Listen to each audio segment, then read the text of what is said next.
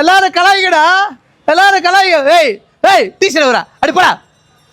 ஏன் மக்கள் இப்படி நடக்குது? அவங்க கலாய்க்க ஆரம்பிச்சா மக்களே, நம்மள ஓட விடுறாங்க மக்களே. ஏன் மக்களே தோனி ஆட மாட்டாரு?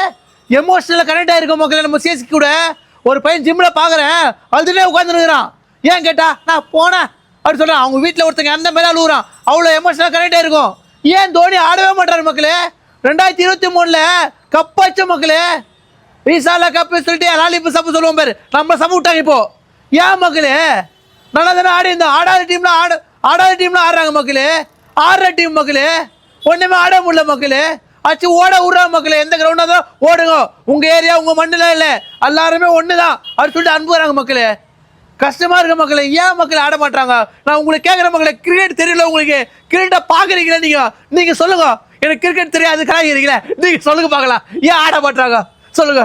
18 வருஷமா ஆடாத டீம் கூட இந்த வாட்டி கப் அடிப்பாங்கன்னு நினைக்கிறேன். இல்லைன்னா ஒரு பக்கம் மீஸ் எடுத்துக்க சொன்னேன், இந்த வாட்டி மீஸை காப்பாற்றிடுவாங்கன்னு நினைக்கிறேன். அவங்க 18 வருஷமா அவங்கள செம்மையாக காய்ச்சிருந்தாங்க. ஆனால் அவங்க ஃபேன்ஸே அவங்க விட்டே தரல.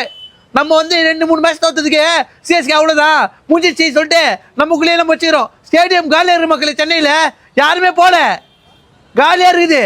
இவ்வளோ கத்தி பேசுகிறேன்னா விட்டு கொடுக்காம இருக்க மக்களே. அதை தான் பேசுகிறேன்.